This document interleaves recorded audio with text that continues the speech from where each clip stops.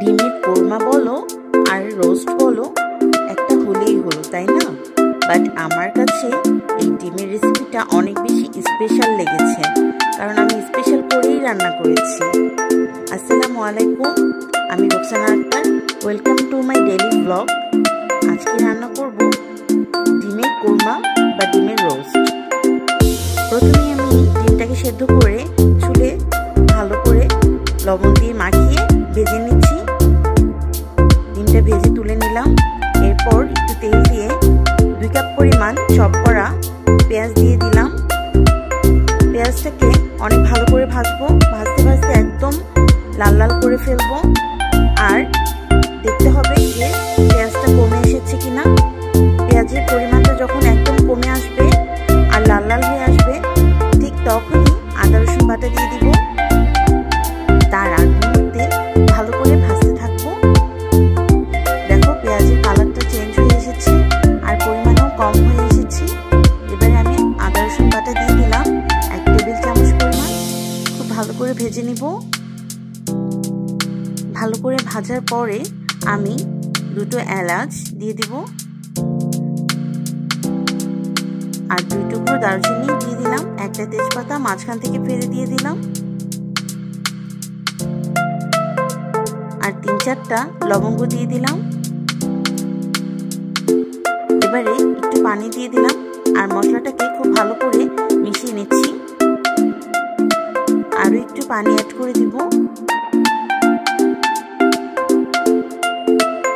এবারে চুলার আঁচটা মিডিয়াম হাই হিটে করে আমি মশলাটাকে একটু কষিয়ে নিচ্ছি।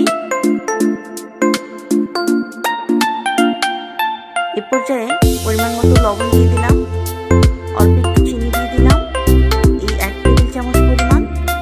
এখন 1 টেবিল চামচ লাল মরিচের গুঁড়ো দিলাম, 1/2 চা চামচ পরিমাণ কালো জিরে গুঁড়ো, 1/2 চা চামচ পরিমাণ গরম মশলা গুঁড়ো, 1/2 চা চামচ পরিমাণ ধনে গুঁড়ো দিয়ে ভালো করে মশলাটাকে কষিয়ে নিব।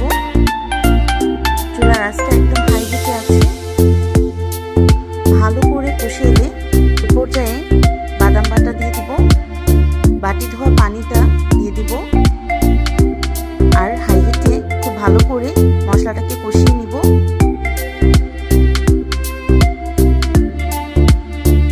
মশলাটা খুব ভালো করে কষিয়ে নিতে হবে যেন কোনো কাঁচা কাঁচা ভাব না থাকে। আমি অনেক সময় নিয়ে মশলাটাকে ভালো করে কষিয়ে নিয়েছি। এই পর্যায়ে ডিমগুলো দিয়ে দিব।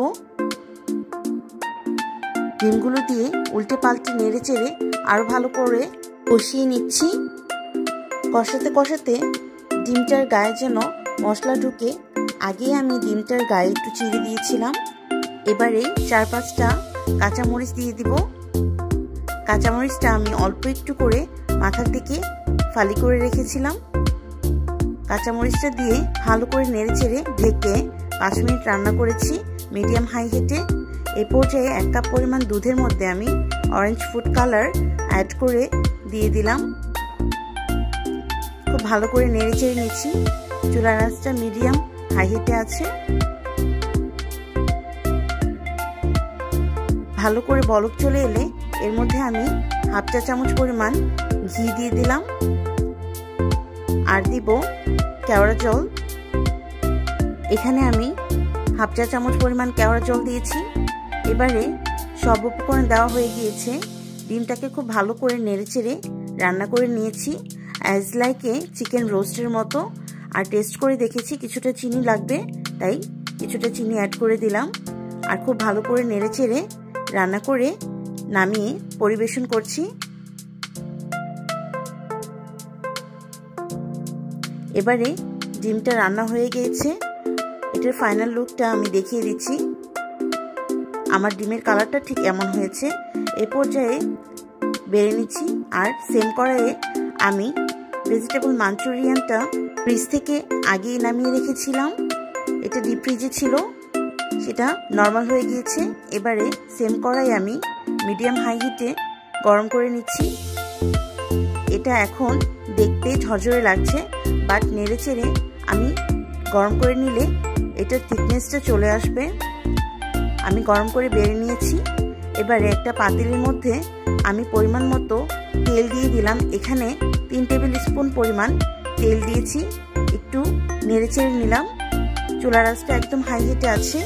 এই পর্যায়ে একটা তেজপাতা দিয়ে দিলাম ছিঁড়ে, আর 3টে এলাচ ভেঙে দিয়ে দিলাম। 2-3 টুকরো দারুচিনি দিয়ে দিলাম, আর 3-4টে লবঙ্গ দিয়ে দিলাম। পোলার চালটা দিয়ে দিলাম। চুলার আঁচটা একদম হাই হিটে আছে। খুব ভালো করে পোলার চালটাকে ভেজে নিব। পোলার চালটা ভাজা হয়ে গিয়েছে। এরপর যে আমি অল্প কিছু কিশমিশ দিয়ে আরো ভালো করে ভেজে নিচ্ছি। মাঝখানে আমি কিছু বেরেস্তা অ্যাড করে দিয়েছিলাম। বেরেস্তাটা আমি বাড়িতে আগেই তৈরি করে রেখেছিলাম। এবারে পরিমাণ মতো নর্মাল পানি দিয়ে দিলাম।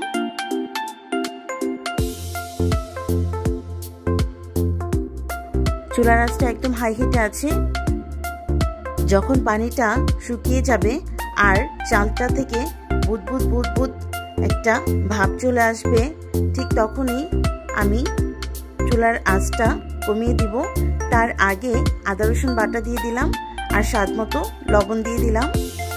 এবারে নেড়ে চেড়ে দিলাম, আর চুলার আঁচটা হাই হিটে আছে। এবারে লোতে করে দিব, কারণ চালটা থেকে বুদবুদ বের হচ্ছে। আর কয়েকটা কাঁচামরিচ দিয়ে দিলাম।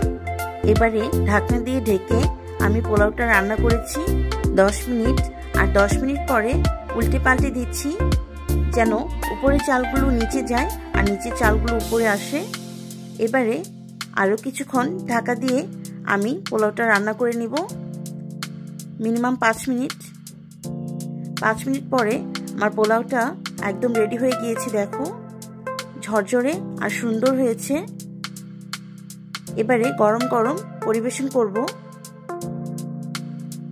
একটু ঢাকনা দিয়ে ঢেকে একটা সাইড করে রেখে দিচ্ছি। সব খাবারগুলো বেড়ে নিয়েছি। আজকের ডিনারে ছিল ভেজিটেবল মাঞ্চুরিয়ান, ডিমের কোরমা বা রোস্ট, সাদা ঝরঝরে পোলাও, আর ডেজার্টে ছিল ডোনাটস। তো আজ এই পর্যন্তই। সবাই ভালো থেকো। কেমন? আল্লাহ হাফেজ।